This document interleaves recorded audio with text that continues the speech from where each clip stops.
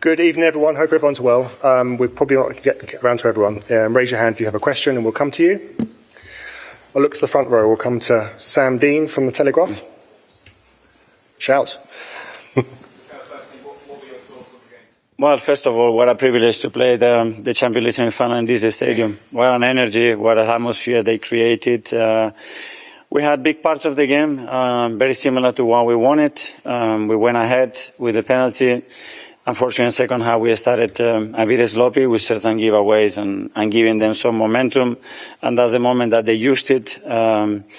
That's something that we knew we have to go through. In the manner that we give the penalty, very disappointed. And in the Premier League, it's not a penalty, but here I have to accept that with the rules and obviously how consistent they've been, for example, yesterday with Bayern Munich, I accept that this is a handball.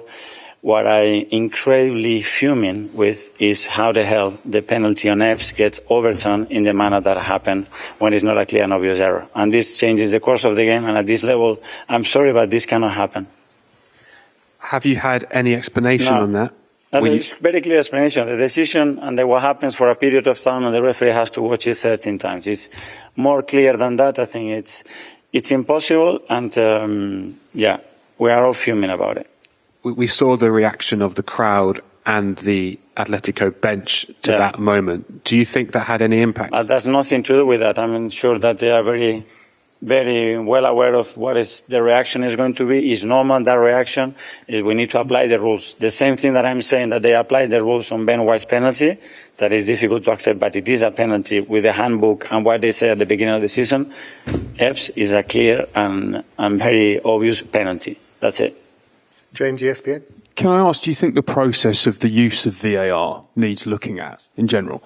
I don't know. That's their job, and they have a process, and whatever they do, I'm sure they believe is the right thing. I have nothing to say that. I'm just saying I just judging the action and the manner that happened and the way it got overturned. Garmish from Sky.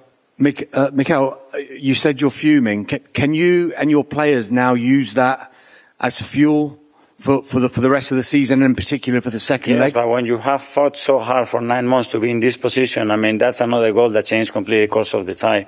And it cannot happen. I'm sorry. We put so much on it. So much on it. This cannot happen. Alex from BBC. Hi, Mikel. Just on the decision again, will you approach UEFA or put a case forward about this decision not going your way? I don't know. I leave that to the club to decide what's the best thing to do. Now they're not going to give us the penalty. That's gone, and that's it. Let's talk about football. Tom Reach. Mikel, can I ask you about Viktor? Because, he's come in for a lot of scrutiny this season, but it's his 19th goal and he had a really strong first-half performance. Just some reactions to his display. Yeah, I think I agree with that. I think he had a very strong first half, especially when we were more dominating. You know that the Warwick is going to put a situation he created. He created the goal and the penalty, and he was ice cold to score it in the manner that he did. And then the second half changed a little bit, credit to them, but as well a lot of things that we need to do much better. And I think then we changed that. With the changes, I think the game changed as well, and we finish on top. Phil from PA. Sorry, Mikel, just going back to the penalty. Do you think that the referee needs to be a bit stronger? Because obviously he was told to go and look at the monitor, but he watched the replay 12, 13, 14 times and then decided to overturn it. I mean, he obviously still had the power to I'm keep not his here decision. to judge the process. It's their process. It's a decision that is clear. Okay, stick to it because that's the rules. That's what we've been coaching the players to accept that. And when there is something different when you play in the semi-final of the Champions League and change it, it cannot happen. Isan Daily Mail. Right. Hi, Mikel. How pleased were you with the way your team dealt with this occasion in this atmosphere? There was obviously loo roll that was launched at kick-off. Grass apparently was a bit too long. Pitch was getting watered at half-time. So with all that backdrop, how pleased are you with the way your team handled it? I'm very proud. I said that to the boys. The way we handle any kind of context for 9.5 months is just remarkable. And I really value what they've done because I've seen some of the best teams in the world here fall apart and concede 3 and 4. And we didn't get the result that we wanted. And the way we planned the game, we wanted to win it. But at least it's in our hands, in front of our people, to be in that final. And And in a week's time, we're going to have the opportunity to do so. Okay, last two questions from Spanish media. Firstly, then here. Hola, mister. Buenas noches. Hello, coach. Good evening.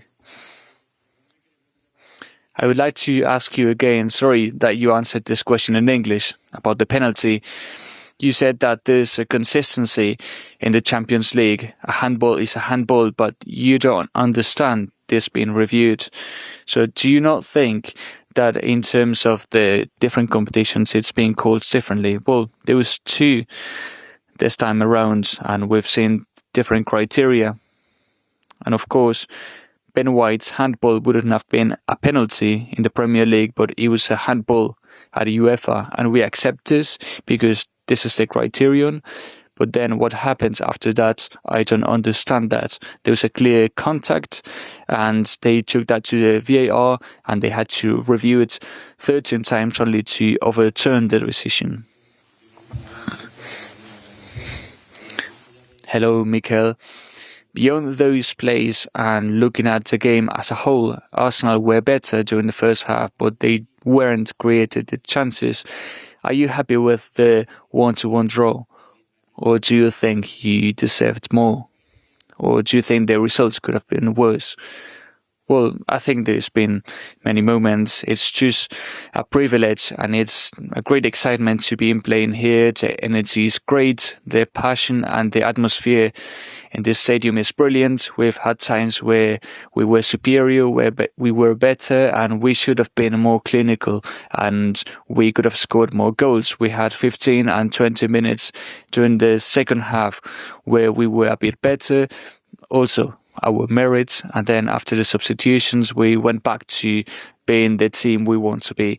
So again, this decision has changed the course of the game, but there were also other decisions that could have gone the other way. So everything's to play for in London. We are putting everything on the line on Saturday to win the Premier League, and then from there on we'll start preparing for the second leg. Good evening, Mikel. You were referring to this season, this week we've got in between before the second leg. You are fighting for the Premier League, and Atletico Madrid are facing a less demanding fixture.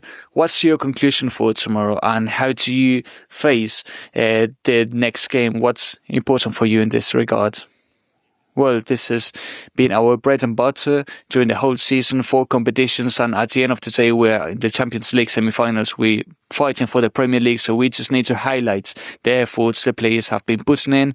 We've seen this, a lot of players are still missing, and we will be fighting on Saturday, and we will be back fighting on Tuesday.